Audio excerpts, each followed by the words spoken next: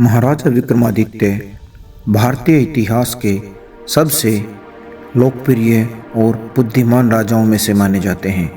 उनकी कहानियाँ अक्सर बुद्धिमानी और वीरता के इर्द गिर्द घूमती रहती हैं। उनकी सबसे प्रसिद्ध कहानियाँ सिंहासन बत्तीसी और विक्रम बेताल के रूप में मानी जाती हैं। विक्रम बेताल एक बहुत ही चर्चित कहानी है जो भारतीय इतिहास के साथ जुड़ी हुई है। कहा जाता है एक बार विक्रमादित्य के दरबार में एक तांत्रिक एक फल लेकर आता है और राजा को वो फल देता है और कहता है, राजन, ये एक बहुत ही नायाब फल है। राजा उस फल को अपने एक दरबारी के हाथों में दे देते हैं। तभी एक बंदर आता है और उस फल को छीन के भाग जाता है। जैसे ही बंदर फल को तोड़ता है, उसके अंदर से एक रत्न निकलता है। फिर राजा उन सभी फलों की पेटी को खुलवाते हैं और देखते हैं उनके अंदर फल नहीं, रत्न भरे हुए हैं। फिर राजा पूछते हैं, तांत्रिक, इन सब उपहारों का क्या प्रयोजन है? तब तांत्रिक राजा को बोलता है कि राजन, पहले आपको मुझे वचन देना होगा कि मैं आपसे जो भी मांगूंगा आप उसे पूरा करेंगे। तांत्रिक की कुटिल हंसी के पीछे कोई षड्यंत्र छिपा होता है, लेकिन राजा वचन देते हैं कि तांत्रिक, तुम जो भी मांगोगे मैं उसे पूर्ण करूंगा। ये राजा विक्रमादित्य का वचन है। तब तांत्रिक उन्हें बताता है कि यहाँ से दूर बियाबान जंगल में एक शमशान घाट है, आपको वहाँ पर अकेले जाना होगा। तब राजा उस जंगल में पहुँचते हैं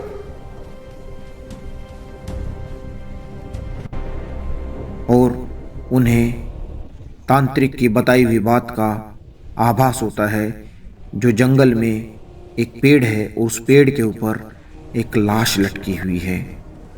तब राजन उस पेड़ के ऊपर चढ़ जाते हैं और उस लाश को नीचे उतारते हैं, जो कि बेताल था। फिर बेताल हंसने लगता है, पर राजन अपने कर्तव्य से विमुख नहीं होते। वे अपने पथ पर अडिग रहते हैं और बेताल को अपने कंधे पर लेकर चल पड़ते हैं। पर बेताल राजन से एक वचन मांगता है कि राजन, जैसे ही तुम्हारा मौन टूटा, मैं वापस उड़ के फिर से पेड़ पे लटक जाऊंगा। फिर बेताल राजा को एक कहानी सुनाने लगता है कि राजन, एक राज्य में एक बहुत ही सुंदर राजकुमारी थी। वह इतनी सुंदर थी कि परीलोक की परियां भी उसके सामने फीकी पड़ जाती थी। लेकिन 3 युवकों को उससे प्यार हो गया, लेकिन होने को कुछ और ही मंजूर था। राजकुमारी की बहुत ही जल्द मृत्यु हो गई, तो उनमें से एक युवक ने राजकुमारी के साथ ही चिता में अपने प्राण त्याग दिए।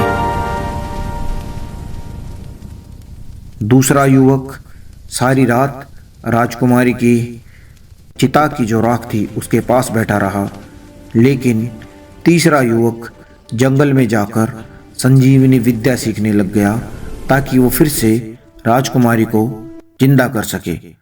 और विद्या सीखने के बाद वह राजकुमारी की राख के पास आया और उसने राजकुमारी को फिर से जीवित कर दिया। जैसे ही उसने राजकुमारी को जीवित किया, वो दोनों युवक भी वहां पे आ गए और सभी राजकुमारी पर अपना अधिकार जताने लगे। तो बताओ राजन, उसका सही पति कौन है? वो जो उसके साथ अग्नि में जल गया, या वो जो उसकी चिता की राख के पास बैठा रहा, या वो जिसने उसे फिर से जीवन दिया? तो बताओ राजन। जैसे ही राजा ने जवाब दिया, बेताल जोर से हंसने लगा और बोला, राजन, तुम्हारा मौन टूट गया। अब मैं वापस फिर से पेड़ पे जा रहा हूं। राजा को अपनी गलती का एहसास हुआ, लेकिन तब तक बहुत देर हो चुकी थी और बेताल फिर से पेड़ पर जाकर वापस लटक गया था। अब राजन फिर से बेताल को लाने के लिए वापस चल पड़े।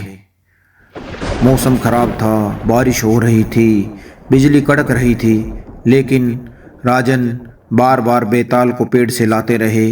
बेताल कहानी सुनाता और राजन का मौन टूट जाता और वो फिर से पेड़ पे जाकर लटक जाता। तब बेताल ने राजन के अथक प्रयासों को देखते हुए राजा से पूछा, चलो मैं आपको तांत्रिक की सच्चाई से अवगत कराता हूँ। जिस तांत्रिक ने आपको यहाँ पर भेजा है उसका प्रयोजन कुछ और ही है। वह है कोई तांत्रिक विधि करके शक्तियाँ प्राप्त करना चाहता है। तब राजन को तांत्रिक के बुरे इरादों का आभास हुआ और वह बेताल को लेकर तांत्रिक के पास पहुंच गया। तांत्रिक बेताल को देखकर बहुत खुश हुआ और उसने राजा को बोला, जल्दी आ जाओ, देवी माँ बलि के लिए तैयार हैं। तब तांत्रिक ने राजन को बोला कि देवी माँ के सामने साष्टांग प्रणाम करो, लेकिन राजा को पहले ही उसकी चाल का आभास था, तो उसने तांत्रिक को बोला, पहले आप मुझे यह विधि करके दिखाइए ताकि मैं इसे तरीके से कर सकूं। और जैसे ही तांत्रिक साष्टांग की मुद्रा में आया, राजन ने उसका सर धड़ से अलग कर दिया और तांत्रिक ने प्राण त्याग दिए। इसके साथ ही आसमान से दिव्य पुष्प वर्षा हुई, देवताओं ने राजा को दर्शन दिए। इस कहानी से हमें यह शिक्षा मिलती है कि न्याय की अन्याय पे हमेशा विजय होती है और धर्म की अधर्म पे विजय होती है।